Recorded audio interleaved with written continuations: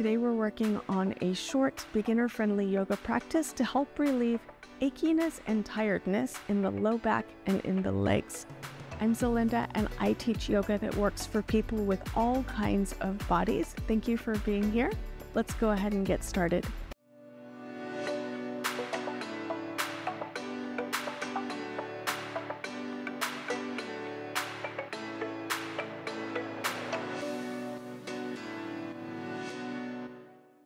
Begin in a laying down position, and you can certainly use a pillow if you feel like you need it. You're going to bend your knees and keep your feet on the floor. Let there be a bit of space between your feet. And then start to rock your knees a little bit from side to side. The idea here is that as you're rocking your knees side to side, your pelvis is kind of also turning side to side. And that creates a little bit of a massage sensation in the muscles in the back of your pelvis. When you're ready, let your legs become still, and then bring your feet a little bit wider, and we're going to do a similar movement, but now with a bigger range. So bring both of your knees toward the left side, kind of down close to the floor, however far they're comfortable going. And then when you're ready, bring your knees back up to the center, and then bring your knees over to the right side, kind of close to the floor, back to the center, and then keep on going slowly from side to side.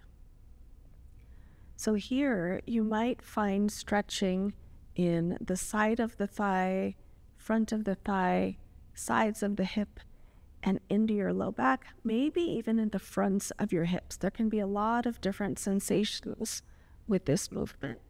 And for all of the movements that you're going to be doing in your yoga practice, it's a good idea to use a range of motion that is comfortable for you. So if it doesn't work for you to bring your knees down close to the floor, that is perfectly fine. You'll get the best benefit when you stay within a range that works well for you.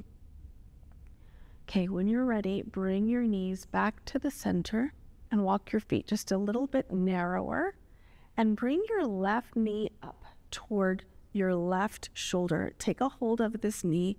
You can hold on to the knee, you can hold on to the leg, hold on to whatever works for you, and then slowly and gently extend this leg up toward the ceiling and bend. We're going to keep doing this movement.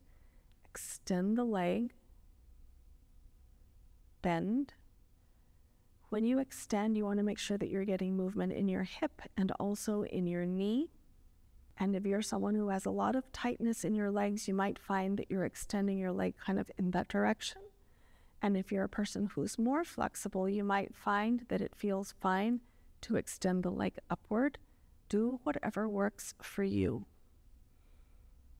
Extend, bend. Next time you bring the knee in toward the shoulder, take a break, set the foot down, and then switch over and do the same thing on the right side. Start with the knee up toward the shoulder, and then extend the leg, movement in the hip, movement in the knee, and bend. Keep on going. You can go at your pace, kind of slowly. When you bring the knee in, see if you find any stretching happening in the front of your hip. And of course, you might also find stretching in the back of your leg. And as we stretch out the legs and as we stretch out around the hips, that will help the muscles in the low back relax and feel more comfortable. Next time you bring the knee toward the shoulder, take a break, set your foot down. Next, cross your left ankle over your right knee. And when you do this, if you find that there's a lot of stretching happening around the left hip, just do this. Let this be your posture. Stay here, relax as much as you can, and breathe smoothly in and out through your nose. If, on the other hand, this feels very easy for you, like there's not much happening, you can give yourself more challenge if you want to. You can bring your legs up towards your chest, and you can take a hold of your knee and take a hold of your foot, and then you can bend or straighten your elbows as much as you'd like to customize the amount of stretching that you're feeling in your glutes and in your hip on the left side.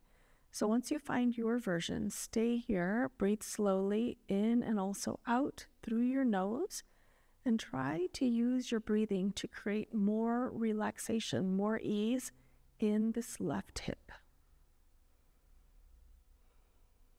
Whenever you're ready, take a break, set your foot down, set the other foot down, and then switch over to the other side. Right ankle over left knee. And on this side, check again, is this enough challenge? Do you want to stay right here, or do you need more challenge? And then you can go ahead and bring your legs up towards your chest. Remember, you're taking a hold of your knee, you're taking a hold of your foot, so that you can customize the intensity for how your right hip is feeling. And then once you find your version of the posture, stay right here and breathe.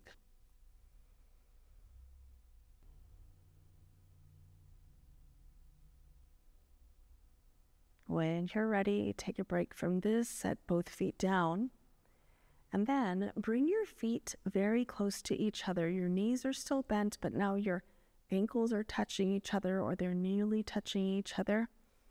And we're going to do a little bit of different work for the hips and focus more on the inner thigh and the inner part of the hip.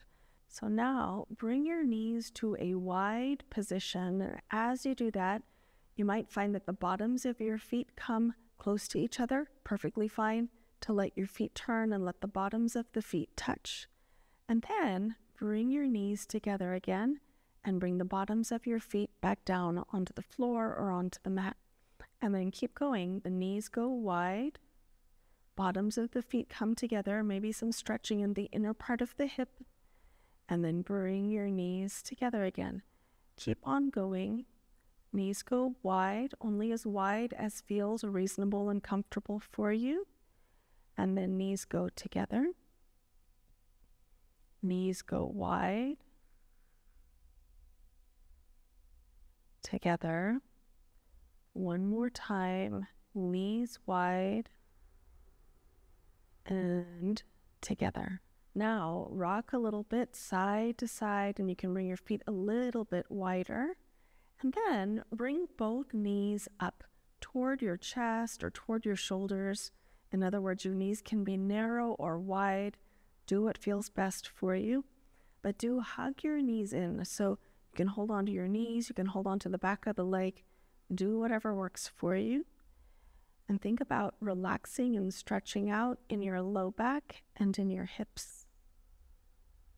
Everything we've done so far has focused on relaxing muscles that are tight and stretching out, but it's also important to work on some strengthening so that slowly over time you get stronger and hopefully don't continue to experience the aches and the pains and the tiredness in your low back and in your legs. And first we're going to work on some core strengthening. So in this position, all you need to do is activate your abdominal muscles and think about trying to draw these muscles down closer toward the floor. And then relax. That's it. Again, activate. Draw the muscles toward the floor.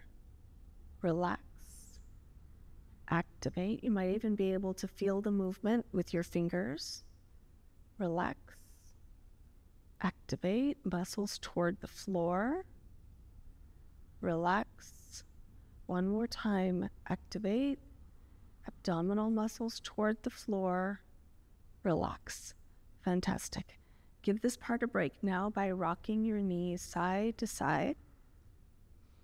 And then the second kind of strengthening that we're going to work on is for your glutes and your hamstrings, the muscles in the backs of the thighs.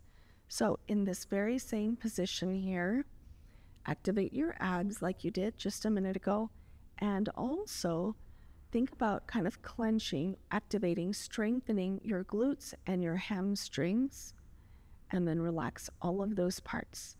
And then again, activate your abs and your glutes and your hamstrings, and relax.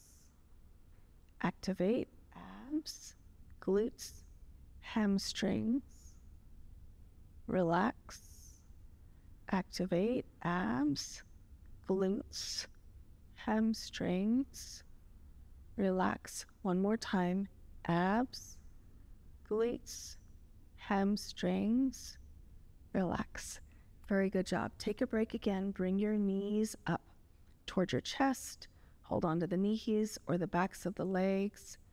Relax your belly, relax your back, relax your glutes and legs. And then set your feet down, and for good measure, let's do one thing to help the shoulders and the neck. So bring your elbows or your arms a little bit out toward the sides. Tuck your chin slightly towards your collarbones, and then slowly roll your head from side to side. Remember to use a range of motion that feels comfortable for you. And notice whether you have tightness in your shoulders and neck. Usually, if we have low back pain, we also have some amount of discomfort in the neck and the shoulders. Hopefully, you'll find that as you continue this movement with your head, the neck and the shoulders slowly start to relax and become more comfortable. When you're ready, slowly bring your head back to the center and then roll to one side and come up to sitting. If you're someone who has a very labor-intensive job or you need to stand on your feet for many hours per day, it is not surprising that you have tightness and achiness in your low back and in your legs. Here are a couple of ideas about how to help yourself feel better on an ongoing basis. If you're standing for long periods of time, we can consider that like a repetitive stress issue that's going on in your body. So one important thing is to take a break. So say you work in the morning and then you have a lunch break. See if you can find a few minutes to do this yoga practice at the start of your lunch break to undo some of the harm that happened to your body during the morning shift. And then after lunch, you're going to work again for some number of hours. At the end of the day, try to do a little bit of this yoga practice again, especially if there are one or two postures that seem especially beneficial for you.